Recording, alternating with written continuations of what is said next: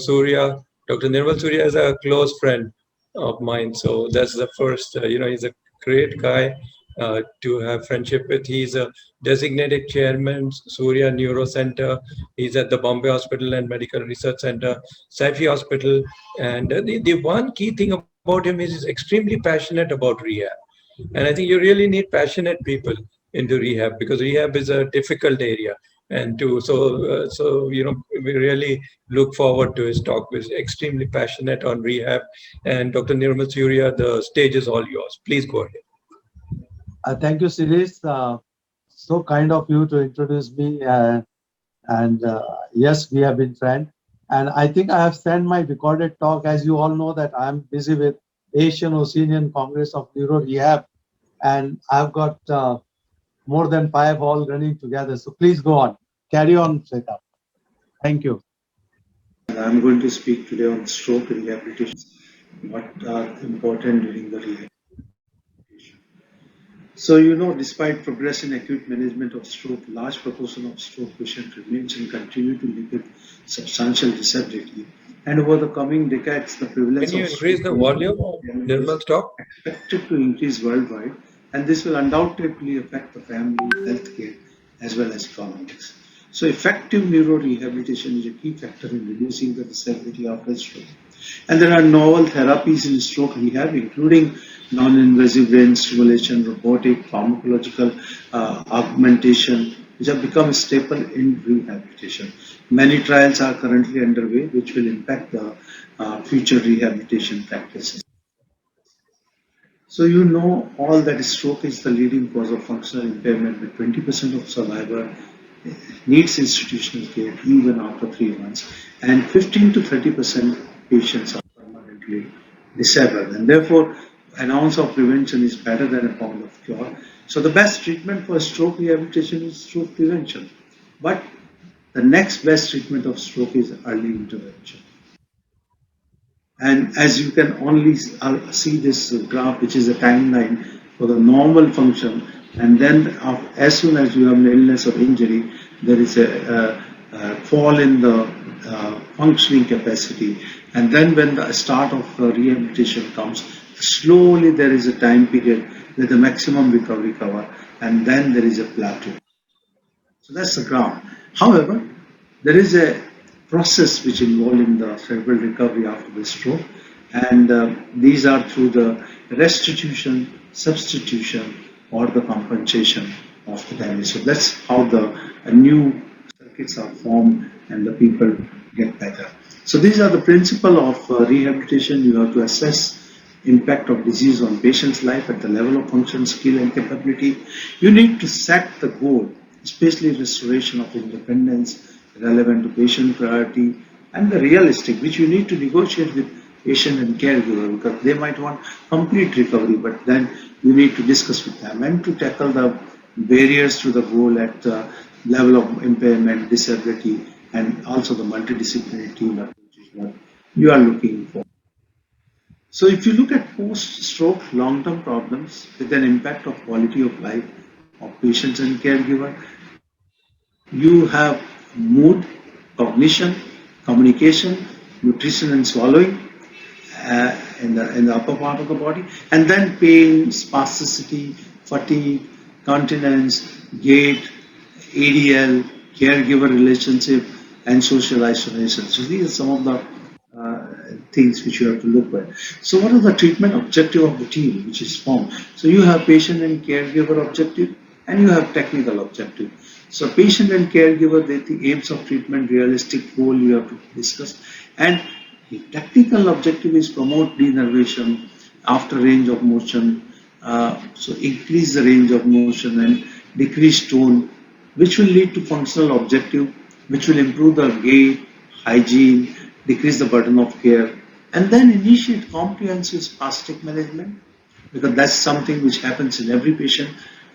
Some people have early, some people have late, some have more in upper limb, some have more in lower limb, and then medical stabilization after provocation factors with physio and OT, oral medication, botulinum toxin, ITP, surgery, as and when is appropriate.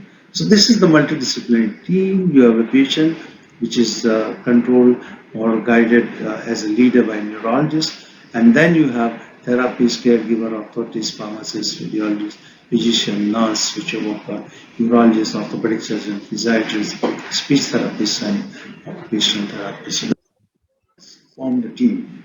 Now, if you look at stroke unit, once a patient has acute stroke, he goes into the stroke unit where the acute care is being given.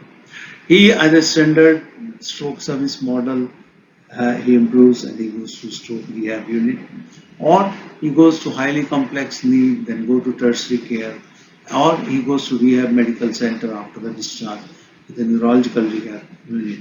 And then it is the rehabilitation medicine, specialist community service, multidisciplinary rehabilitation equipment. So these are some of the things which are followed from supported discharge to community reintegration to the integration into the society back. So these are some of the things which is a stroke model of care. So physiotherapy covers all interventions that Hello. develop, maintain, and restore maximum movement and functional ability Yeah, throughout Dr. the Nanak. lifespan. Available evidence support the efficacy and popularity of providing stroke-based physiotherapy. The optimum delivery of physiotherapy is poorly described.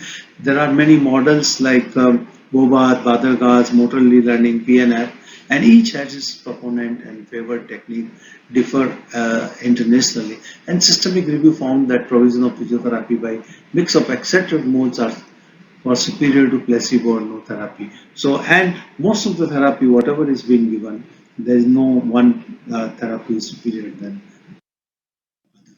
So, as in case, lot more research is required in this area. It is necessary to optimize specialized physical therapy post-stroke patient. Interaction between a therapist and patient need to be better. And further addition would be realizing that the group versus individual therapy may be useful can be done. So these are some of the traditional therapy. You can see parallel bar, ball, mat, the cycle, etc. So walker. So these are the traditional therapies, and these are the group therapy where together everyone achieve more. So with the same level of disability, they can work together. Then you have an occupational therapy. So what is the role of occupational therapy?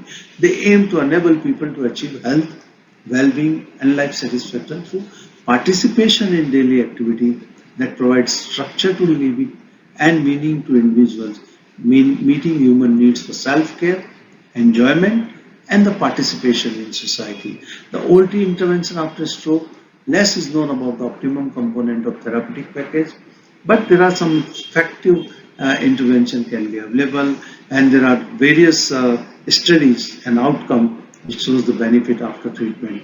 And once you withdraw the treatment, the benefit still persists, and they can be helpful to adjust various things at home, particularly toilet, bath, eating. So they are the one who help you out to area. So these are some of the intervention, the hand therapy with the team of therapists, the ball therapy and the treadmill and mirror therapy. So these are some of the therapy which we done. Then the speech and language therapy, they are again part of MDT, and they have two roles. One is assessment and optimize the safe swallowing. And those who have a speech involvement provide the effective way of communication. And simple interventions that require minimum training is water swallow test. So you do the water swallow test and see if patient is able to swallow or not able to swallow. And normally the functional swallow is common to come in few days. And for those patients who have dysphagia, it is common practice to contain a formal speech and language therapy assessment, and then they are giving the treatment. So these are various postural feeding and etc. which can be learned. And we had this one of our resident while doing DM has done the profile of dysphagia and acute stroke patient pilot study. So 100 patient, nearly 35% patient had swallowing disturbance when they were admitted, and of which 8 to 10% patient went home with the swallowing difficulty. Most of them recovered. So it's very, very common, and we need to really look at that. So there were 72 patients, and then dysphagia was in 21. Ischemic stroke was the most common. The dysphagia on admission was 17 and 421, and anterior circulation was 11, posterior was 6. So persistent dysphagia was also seen. So average severity of stroke on admission was 7.25 and discharge was 3.8, and there was strong correlation between stroke severity and dysphagia. And those with dysphagia, that is about more than 9.378, had higher number of hospitalized stay than those with no dysphagia, that is 7.82 days. So that's the difference which we have seen. And this is the conclusion that prevalence of dysphagia based on the pilot studies 29% in acute stroke patient, and they are transient, had positive correlation with severity and anatomical localization, and those with mild to moderate dysphagia improve significantly by the time of the discharge. Then there is the orthotic, who are the individual with hemiplegic gait or with the hand weakness. They provide the proper prosthetic and they provide the orthotic thing. And their goals are based on the orthotic treatment plans to make the patient function in the hand or make them walk. And they can tailor make the orthotics. And these are some of like AFO or KFO. This can be an appropriate for patient with the foot drop. They can be made to walk. And you could see that without AFO, the patient foot remain up, and with AFO 9 degree, patient is much more comfortable to walk. Gait improves. So these are some of the things which are. Now, neuropsychologist plays a very important role in cognitive assessment and cognitive rehabilitation. And many patients have associated depression, mood disturbance, and early evaluation can help. Aspects of planning, organization, goal setting, and reintegration into the community is crucial for many to survive. And that's what psychologists do. Now the question is timing of the therapy. Based on the profile of the recovery, there has been speculation that early treatment may be the most potent, and delay in starting rehabilitation lead to negative consequences to cortical maps in animal and even poor functional outcome in humans. While starting early, that is first few weeks, is most beneficial, training related benefits are possible at all the stages. And several studies have shown that training related benefit or improvement may occur even many years after the and when we talk of early, we are talking about therapy in ICU. So beside normal inpatient movements, the active movements as of the bed, making patients stand near the bed is followed by the tilt table. And standing with assistant of tilt table in intensive care is something which we have been practicing. And this is patient who on the day 7 probably with intracerebral has been made to stand on the tilt table. And you can see that this was a large hemorrhage with this patient, and on 7 days we were able to make him stand. So that's something which we need to do that. So why earlier is the better? Because brain is planned to recover early in the post-stroke period.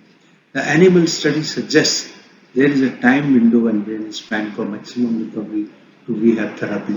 Delays are detrimental to recovery. Clinical association between early admission to rehab and better outcome. So I give one example of one patient with 82-year female admitted. This I'm talking of long back. This is 82-year in 2013 with left hemiplegia. She's known hypertensive, had history of stroke in 1996 and 2003, and she stopped clopidogrel on her own. She came as conscious but drowsy with movement of the right side. Her power was grade 2 on the left side. We investigated her CT and MRI was done.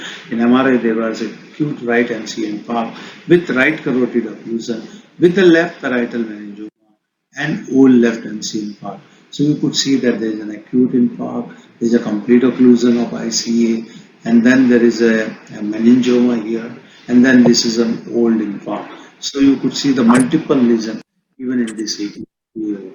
And you could see that within 1 week we were being able to take the tilt table, and from 5th day onwards he was sitting at the edge of bed actively with the therapist, and by 20th day you could see that patient was discharged with the help of the 2%. So, so even as age of 82 years, it's possible to do the rehabilitation and get the patient a proper recovery and make the life useful. So clinical evidence for early therapy, like our trial is the most famous trial, a very early rehabilitation trial, which is a large multi-center study on the importance of early timing in stroke rehab in the which has phase 1, phase 2, phase 3, and we are now into the phase 4. And it shows that very early rehabilitation was feasible and safe, though the trials data came adversely as very early rehabilitation gave to more mortality, but in fact, short things can be done. And what we have learned from our trial is once the patient is stabilized, early, slow, regular, and increase the pace of rehab as the patient improves is more useful. And we are going to do AVERT 4 trial in India, and we're trying to be part of that trial. So, whereas drug therapy for motor recovery, the essential are like flame study for fluoxetine, which has very potential response in acute ischemic stroke, and if the patient with clinical set shown a significant improvement, then these are the drug which can alter the brain plasticity. However, the mechanism of action we still don't know. The question is, one side doesn't fit to all. So it is not that you plan this therapy will continue for long. There is no clear-cut evidence that any particular type of therapy is superior to another. And therapy needs to be tailor-made and individualized. Choose one best suited to your patient and the one that suits you the best. Whatever you are best and what you can do for best for the patient is what are the chance. Now, if you talk of rehabilitation method, these all are the methods. So you can have mirror therapy, FES, task-specific training, CIMT, that is constraint-induced movement therapy, aerobic exercise, conventional gait training, Robotic MDT, brainstorms, functional electric stimulation plus gait training, EMG biofeed plus gait training, partial body weight supported treadmill training, use of specific assistive devices, tele rehab, robotic associated rehab, virtual reality, and visual imaginary. So these are some of the methods which are available, and you could have whatever in your setting best suited for the patient. So what we advocate is stroke rehab must be task specific. The functional reorganization of cortex greater for tasks meaningful to anyone, repetitive activity not enough. So rehab must be task specific, focusing on tasks important and meaningful to the patient. The compensatory approach results in faster recovery than the remedial approaches, and trend moving away from BOBAT, which used to be the number one therapy, another NDT form of treatment, because there is an increased length of stay in the hospital. The spasticity management is very important, and it is the one which is most neglected. It can lead to contracture formation, permanent disability, and you see the many patient comes to you with hand absolutely like this with a non-functioning head because it not been treated properly. So there can be stretching exercises, therapy, positioning, orthotic, massage, electric stimulation, certain drugs, both central as well as peripheral, and finally the Botox injection, contracture release operation through the plaster or through the surgery. This is some of the management which can be done. Stroke rehabilitation, multidisciplinary team, I already told you, physiotherapists, speech and swallow rehab, psychological or cognitive rehab, and then remain is vocational rehab, that patient is fit to job, or social rehabilitation, that in the society is the patient can set down. So here I give you an example of this gentleman, 75-year-old, right-handed, hypertensive, diabetic, had a CABG in 99, and 2010 suffered from sudden left-sided weakness, both left upper limb, lower limb, slurring of speech, difficulty in swallowing. And if you look at MRI in brain, is a bilateral infarct, complete occlusion again of right carotid, and 90% occlusion of left ICA. And in February 11, he had 2 episodes of GTC, and in June he came with difficulty in swallowing, with cough, urinary tract infection, septicemia because of aspiration pneumonia, and he had inhaling catheter, tracheostomy was done, and he has history of transient visual disturbances in 2002 due to right carotid stenosis, and that time we advised him to do an angioplasty or surgery, but he refused at that time. Then we transferred him to our institute at Bombay Hospital with catheter, tracheostomy, TPs, RT.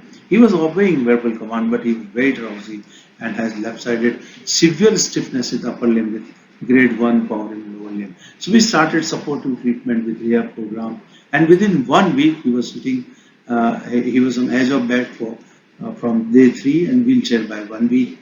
And we were able to remove the rise tube We were able to remove the tracheostomy tube in 3 weeks' time. The catheter was again removed. We gave him botulinum toxin in left upper limb and lower limb before discharge, and his power improved to grade 3 in upper limb. His pain improved. He was able to sit on chair and mobilize, and he was started standing and walking. And in a month's period, it's about 5 weeks, we were able to send home. And you see, this is old infarct, multiple infarct from both the sides, and you could see that both the carotids are occluded, and even there is a irregularity. Here you could see that complete occlusion on one side, 90% on the other side. And this is the botulinum toxin. The muscles of the upper limb is given, and you could see that he has a severe flexion deformity. The pectoralis, the biceps is very tight. He developed ulcer here because all the time hand keeping like that. And within this, we were able to release. Hand came, started relaxing, and he was able to walk with 1% support. So this is achievable if provided a team works together. The body weight supported treadmill training is a major aspect of neurological rehab.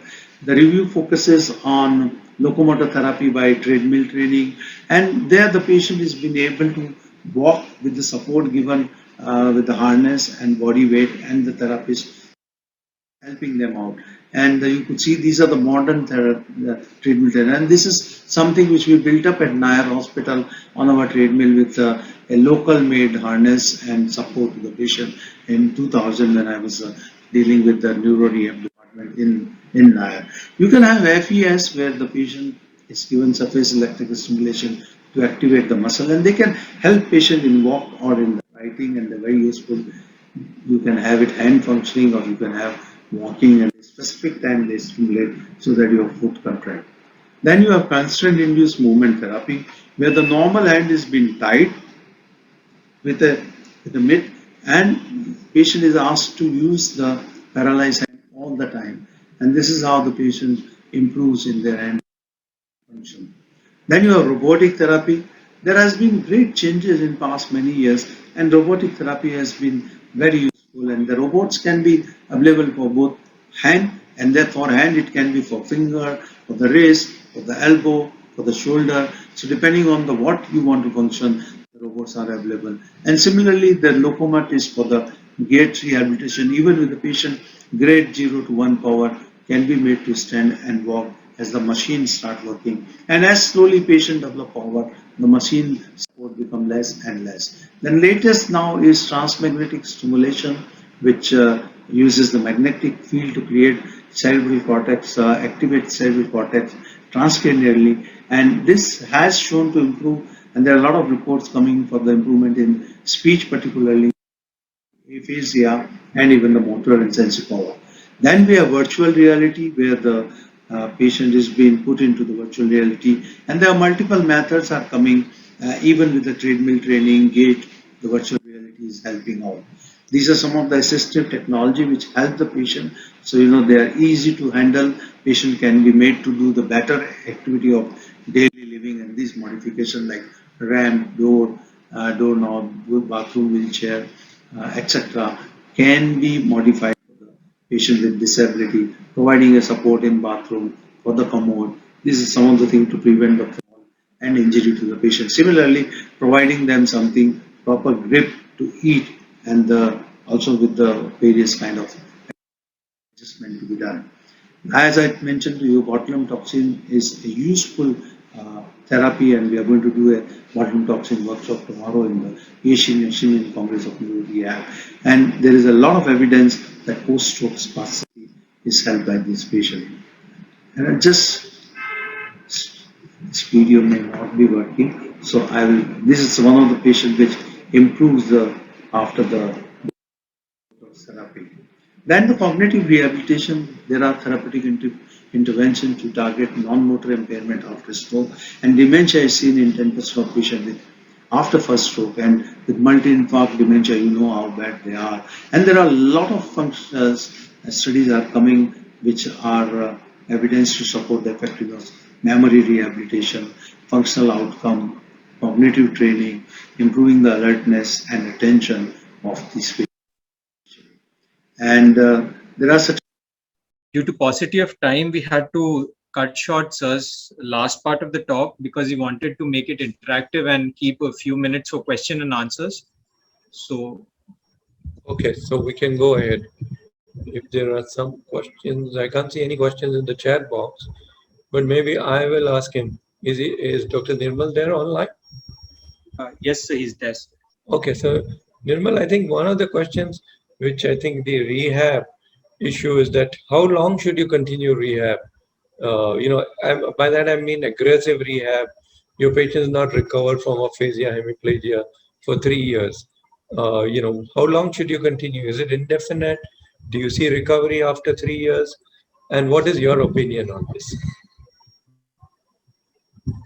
So ideally, the rehabilitation need to continue forever. If you're, that means what we say is till you regain what you have lost. Until that time, rehabilitation need to be continued. That means in some cases it may be lifelong. But in some Right. patient, if they recover 98% and they feel comfortable, it may be 6 months, 1 year, or 2 years.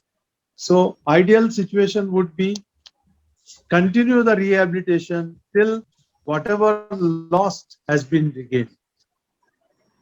Right. And sometimes doesn't that become extremely frustrating? You have an aphasic hemiplegic who has not recovered for 5 years and they continue to struggle with it without acceptance. Do you think at some point you should bring in acceptance also of the deficits rather than just continue the rehab and struggling against what you expect? I feel that what you are saying was situation 10 years ago. Things are changing. Even for aphasia now that with the RTMS, certain newer drugs, memantidine, if an early rehabilitation is started, there is definite recovery points come. And you are quite Occasional convinced. cases you may find that they have not recovered. Yeah, Oh, I okay. think in that case, it is very difficult to say to the people that you give up because Right. as per rule, recovery is always possible unless the patient is old age and has been progressive with another neurological disorder that there is no chance for him to get I think we have lost. anything. Any other question? Yeah. What do you Hashtag think any about? other question? Yeah. What do you think about the post-stroke checklist? Which the WSO had published, I think, some time ago, 5 years ago. And Yeah, when you discharge a patient of stroke, should you do the post-stroke checklist on patients who get discharged? obviously I always do that, and not only that, I follow them up after 4 weeks because the 4 weeks after the discharge is critical point. That tells that whether the patient is going to continue the therapy or is going to give up. And what happens is most of the patients in the hospital, they are motivated, they take the treatment, but once they go home, there can be irregularity from part of their family as well as from themselves. And that's where the default comes. And therefore, post-stroke checklist is one which helps you that patient is motivated to continue the rehabilitation. Right. I think yeah. And I think there's a question from Salil Uppal. What are the new modalities to prevent DVT? Do you think we have to break because of time? Yes, sir.